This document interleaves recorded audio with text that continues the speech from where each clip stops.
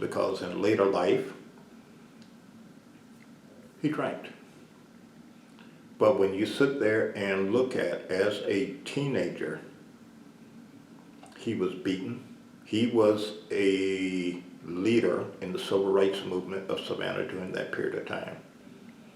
And you can imagine the number of times that he was probably beaten when he was arrested. And not to recognize him for what he did, not what he became, to me is a dishonor to him. And like I say, one of the things in the African culture is that we say speak his name and he won't be forgiven. So I'll always remember Van Clark. So, but he needs a lot of recognition because he was very helpful in all the sports changing, all the integration of downtown Savannah, stuff like that. So yes. Do you remember what, did you ever go to like a segregated game at Grayson Stadium? I'm trying to remember if I went to any games. I can remember my father talking about a game, and I'm assuming because who was there, I probably did, and I was probably super young. And it was either one or two things. Either the stadium was so crowded that we had to sit on the field, or that was the only place they allowed blacks to sit. But anyway, we were, at least, I won't say we, my grand aunt, my dad's aunt, was there, and she had never been to a baseball game before. So my dad said while the game was going on, she pulled her shirt, and she was like, "What are all them damn little undertakers doing out there?" Those were the umpires. So this was one of those things. So I would assume at a young age, I probably did go, and I just don't remember the games and stuff like that. So, but if there was a game, I would say there were no black players. If we wanted to see the black players, then we went to Cann Park or Sportsman Park or Soldiers Field to see a game. So it seems like, so there's a lot of teams that played out through Savannah, all the black teams. Yeah. Was there, would you describe it more as because you have, the Negro leagues with the Black Crackers, the Yeah. Grays, the Clowns. Would you describe it as like a minor league? Yeah, that would probably be the best way to, when you look at those teams as being the major league, then the local teams would be more of the minor league if you had a comparison between the two, yes. And that's why I say the talent was there, that they could have played either in the Negro League or by today's standards in Major League, but they just had a love for baseball, but I got kids I got to take care of, so I can't get out on the road and barnstorm. So, was there ever like any championship games between them, or was there like a regulated season or anything like that? There was a regulated season, and I would imagine there were championship games, but right offhand right now, I don't remember them happening. I probably was sitting there watching a game and didn't realize, it was a championship game. But the whole concept of baseball was the same type of organization. So yes, I would say they were championship games. Just don't remember it. Okay. Do you remember ever any of the professional teams coming through barnstorming? Because I've read stories about Satchel Paige coming through with. I think he was at Grayson Stadium, Mm-hmm. and but I never heard of that. So I don't remember ever seeing any of the Grays or the Black Crackers, anything like that. So ABC. So you said you played a little bit of baseball out Yeah. there as well. Can you tell me a little bit about your playing days? Okay, I got my start. I bet you can't imagine where I got my start at, Cann Park. And it was kind of unique because I played on the first of the era of Black Little League Baseball. We didn't even have that. And this probably in the mid to late 50s. And our sponsor pretty much was because my dad at that time worked at Union Bag, which became Union Camp, which now, if I'm not mistaken, is international paper. But they sponsored us and they sponsored us by buying one set of uniforms. And I think I was UBAA, Union Bag Athletic Association.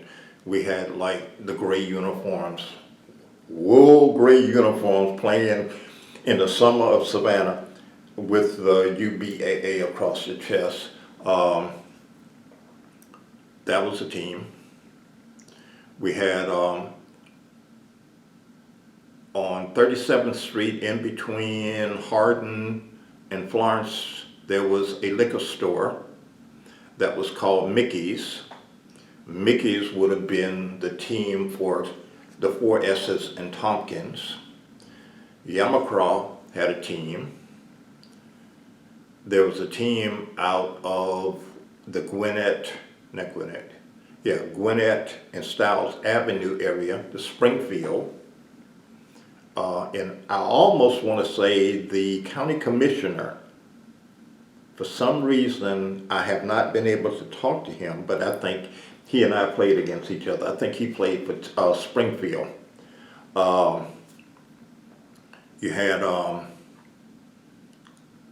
the Boys and Girls Club, and there were two teams, I can't remember who they were. And our games, we played either at Cann Park, at the Durin Field, which was a ball field behind, which at the time was Durin Elementary on the corner of 52nd Street and Hopkins. We played at Flamingo Park. We played at Soldiers Field. And like I said, those were the fields that we basically played on. We had our all-star game, I remember, was at Soldiers Field. I started off playing right field. I moved to second base, played left a little, and I got to third base, and I didn't move anymore. And I played ball the whole rest of my life, playing either third base or outfield. Even when I started playing slow pitch baseball, third base. So. Yeah. See, I was a pitcher myself. I pitched at Savannah State for 4 years, so I got a lot of it there, Yeah. and that was definitely a lot of fun wearing the orange and blue. Yeah. What is very unique is that there's a lot of baseball history in Savannah that people just don't know about. And there's something that may be what you're talking about. On the corner of Victory Drive and Hopkins, right where Beach has expanded to now, when you come down 45th Street to Hopkins, there used to be a cleared area there. Something is telling me there used to be, back in the day, a baseball field there. And I know my dad used to say there was a racetrack there, but I don't ever remember seeing a ball field, but something is making me think that way now, but yeah. I heard that there were even games played over at Forsyth Park, that there were a couple ballparks on there for a short period of time. Those I don't remember. Okay. at least if they were, this was after integration and we weren't allowed to play there. Now, what is very unique is when you go into Cann Park and you're on Victory Drive, and where you would turn about middle way to park, there was a right-hand turn right where the tennis courts used to be. On one side of the street was the tennis courts. On the other side of the street was Ambuck's baseball. Here was a Little League team whose stadium rivaled Grayson Stadium. And at that time, in the beginning, when they first was put there, we didn't even have teams, let alone had a stadium. Wow. And we never did have stadiums. Wherever we could find a place to play. And that's how it, it was. But I guess at that time, we probably should have been happy that, we got somebody to sponsor us. But yeah, that was the beginning of, like I say, a lot of youth baseball in Savannah was, like I say, in the mid to late, say right around 56 to 58 when the teams, the Little Leagues were organized, black organized in Savannah. From the newspaper, it seems like the late 50s is right around, going into the 60s is right around when Sportsman Park started to lose a lot of, its luster. People stopped going there.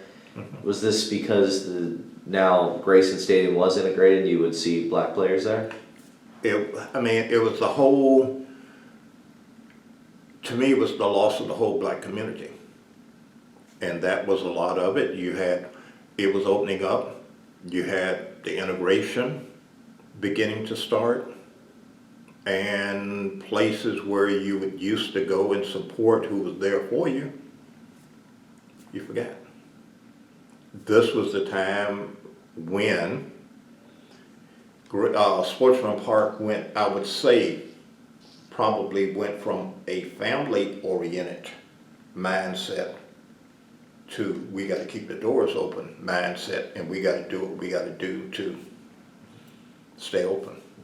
So that's what's, it's a necessary thing. So to me, in a lot of ways, as far as the black community go, integration hurt more than it helped in a whole lot of ways, because people just forgot about where they came from.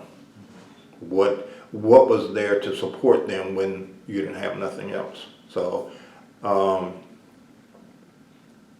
and like you say, if you look at Bingo Long, what happened to them, they fall apart when they start pulling players out. That was a good show of what was happening with the integration, with Jackie Robinson. And I still think they should have gotten somebody else, but anyway, moving right along. Oh man, yeah, that's quite a good movie. I did enjoy Bingo Long. Yeah. I've watched that a few times. They play shadow ball in it, which is really cool. Mm-hmm. Did you ever experience anyone playing shadow ball? No. Now, there's a big argument, I don't know if you've ever heard of this, but there's a big argument between Charleston and Savannah who organized this. And it's a type of ball game. And it was pretty good that we would play during the summer. And the way we would play it, you could play with 3 people. And normally we would try and put whoever was batting and catching in the shade. And if the pitcher could be in the shade, good. If he couldn't, oh well. And it's a game called half rubber. And we'll get a rubber ball, red rubber ball about that size, cut it in half at the seam. Oh my gosh, and our parents, my mother used to hate us because we would sneak in the house and we would get the broomstick, which would be about this size. We would cut the broom off, the mop off, and that was our bat.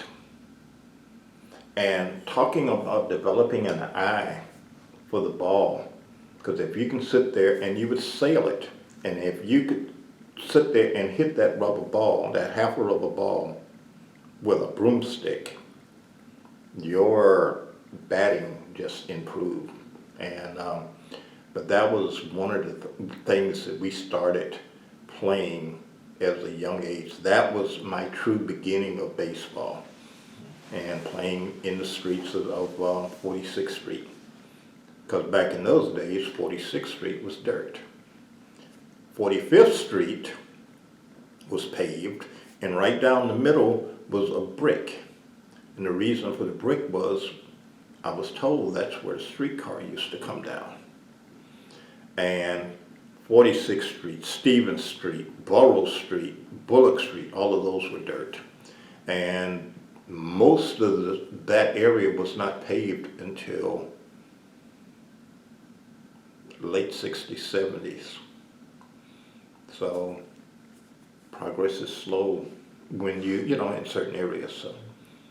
Can you describe the game of half rubber, like some of the rules and how it's played? Okay.